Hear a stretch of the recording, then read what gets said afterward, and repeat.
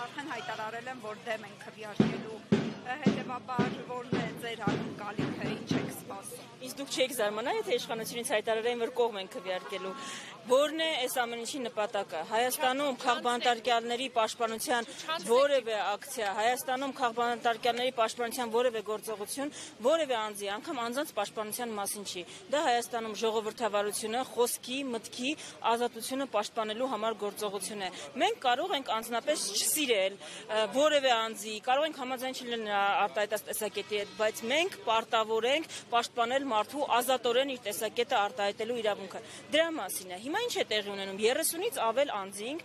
ապօրինի շինծու քրեական գործերով կամ կալանքի տակ են կամ սահմանափակված են նրանց հիմնարար ազատությունները։ Նրանց թվում են սրբազաններ, գործարար, երիտասարդական միության ներկայացուցիչ, կին քաղբանտարկյալ, գործարար, համայնքի ղեկավարներ, բլոգերներ, հաղորդավարներ։ Ամեն մեկը ունի իր շրջանակը, ունի իր հարազատները, բայց կարիք կա համակարգային կերպով այս մարդկանց իրավունքների խախտումների մասին խոսելու, ձայն բարձրացնելու, որովհետև եթե մենք դա չենք անում եւ իշխանությունը գինչի վճարում քաղբանտարկյալների թիվը ավելացնելու համար, այս ամեն ինչը անխուսափելիորեն հասնելու է մեզնից յուրաքանչյուրին։ Դրա համար այս ակցիաները այդ միտում ունի ուշադրությունը հանրության հրավիրել այս խնդրի վրա։ Լսումները միտում ունեն ոչ միայն հանրության, այլ նաեւ միջազգային գործընկերների ուշադրությունը հրավիրել այս խնդրի վրա, որոնց իրենք հրավիրվել են, այսօր դատախազնել, եթե չեմ սխալվում, հրավիրվեց, իրենք պիտի պատասխանեն հարցերին եւ մենք պիտի ցույց տանք ինչպես է օրենքի հետ բացարձակ կապ չունեցող մեխանիզմով այս բոլոր մարդիկ հայտնվել կալանքի տակ։ Դրա համար է լսումներն են, դրա համար է ակցիաները, դրա համար երբ այս ամենի մասին խոսում ենք, նրա համար չի, որ մեր ընկերները, հարազատները հետապնդման են ենթարկվում։ Նրա համար է, որովհետև համակարգված կերպով Հայաստանում խախտվում է մարդու իրավունքները, խախտվում են եւ ոտնահարվում է ժողովրդավարությունը ու ազատ խոսքը։ Սա է ամբողջ իմաստը, իհարկե։ Իշխանության տարածած ձայնագրությունները ի վերջո Որ մեկը։ Բակրատ Սրբազանի վերաբերյալ։ Ըստ էս ինչու է հիմա հերքվելուց հետո շարունակվում դատական։ Որովհետև այս իշխանության գործողությունները նման չեն ինքնավստահ, որևէ սեփական հասարակության հետ խնդիր չունեցող, իշխանությունը պայելու հետ խնդիր չունեցող իշխանության գործողությունների։ Ռեպրեսիաները վկայում են մի պարզ բանի մասին։ Իշխանության համար խնդիր են բոլոր են առաջին հերթին կառույցները, որոնք կարող են ապահովել մոբիլիզացիա։ Դրա համար կուսակցությունները, եկեղեցին, հարվածի տակ է։ Խնդիր են նաև անհատները, ցանկացած անհատ։ Տեսեք, կլինի դա զոհված ծնողների միավորում, թե կլինի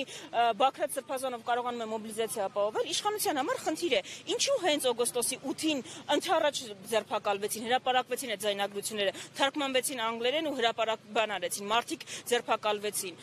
Պարզ էր, չէ, որ իշխանությունները խնդիր ունեն, որպեսզի ցույց տան, ում պիտի ցույց տան։ Ես հարց եմ տալիս, ում առաջ են պարտավորություն ստանձնել ցույց տալու, որ իրենք երկրի ներսում որևէ խնդիր չունեն եւ բողոք չկա։ Եթե բողոք չկա, ինչու եք մարդկանց լցնում բանտերը, մարդկանց վրա կրակում, հետո ասում դե եկեք մեզ բան արեք, իշխանությունից հեռացրեք։ Եթե խնդիր չունեք, եթե որևէ խնդիր չկա, մարդկանց վրա ինչու են կրակում։ Մարդկանց ընդդիմության առաջնորդներ կլինի բոլորը, ովքեր շարժման առաջնորդ են եղել, հետապնդվել են։ Քրեական գործ կա։ Համայնքի ղեկավարներ, 14 համայնքի ղեկավար ընդդիմադիրով ընտրվել է, իրենք հետապնդել են։ Եթե խնդիր չունեն, որևէ վախ չունեն, այս բոլոր մարդիկ ինչու են հետապնդվում։ Հետապնդվում են, որովհետև կարող են սպառնալիք հանդիսանալ տարբեր ժամանակներում։ Տեսեք, երբ ասում են սպառնալիք, դա այն չէ, որ հենց հաջորդ օրը կարող են իշխանությունը փոխել, բայց իրենք կարող են մարդիկ մոբիլիզացնել եւ դրանով վտանգավոր են իշխանության համար։ Կալանավորված անձանց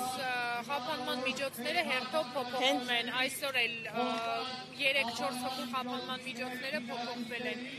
Դա լավագույնս ցույց է տալիս, որ սա դասական քաղաքական հետապնդում է, ինչ են մեզ ասում։ Ձայնագրությունները հրապարակեցին, ասացին, որ իրենք ամենավտանգավոր ահաբեկիչներն են, որ կարող են աշխարհի երեսին գոյություն ունենալ։ Մենք փաստարկում էինք, որ դա նախ այդպես չի, ապացուցվեց դա ձայնագրությունների ամբողջական տարբերակների մի մասի հրապարակումով, երկրորդ ասում ենք, լավ, խափանման միջոցներ ինչու եք ամենախիստը կիրառել։ Չէ՞ որ այդ մարդիկ ուր պիտի գնան այս երկրից, ասում են, ոչ, իրենք վտանգավոր են, հանկարծ եթե ազատության մեջ լինեն ահաբեկություն կանեն, բայց հիմա ինչու եք փոխում։ Այսինքն օգոստոսի 8-ին էր պետք այս մարդկանց ահաբեկիչ հռչակել, բոլորին ձերբակալել ու միջազգային գործընկերներին ասել, որ ահաբեկչություն է կանխել, որպեսզի դիվիդենդներ ստանան։ Հիմա արդեն երբ հանրային ուշադրությունը թեմայից մի քիչ շեղվել է, արդեն վերջել իրենք վտանգավոր չեն, բայց վտանգավոր ահաբեկիչներ եք բան արել, վնասազերծել։ Ո՞նց եք հերթով խափանման միջոցները փոխում։ Նույնը տեղի ունեցավ հոգեվորականի հետ, ում վերագրվում էր ամենասարսափելի, չէ՞, մարդկանց գյուլելը եւ վնաս պատճառել առողջությանը։ Վերջը դատարանը պարզվեց այդպիսի բացառաբացից չի ներկայացվել։ Այսինքն գործողությունները իրար հակասող իրենց հայտարարությունները վկայում են, որ քաղաքական հետապնդումներ, երբ ուզում են մարդկանց բռնում են, տեսնում են, էլ կարող է բանտերը ազատելու տեղ ունեն։ Ես չգիտեմ, անկեղծ երբ հիմա ասում են, որ ԱԱԾ-ից որևէ մեկի ԱԱԾ-ում գտնվող խափանման միջոց են փոխել կամ ազատ են արձակում, ես առաջինը որ մտածում եմ, ում պիտի տանեն ԱԱԾ-ը, որ այդտեղ չկա, որովհետև Հայաստանի բանտերում արդեն տեղ չկա այս մարդկանց քաղաքական հետապնդվող, այս մարդկանց կողմից քաղաքական հետապնդվողներին տեղավորելու համար։ Ես Հաջամա եղավ, բռնության ետ աճվեցին,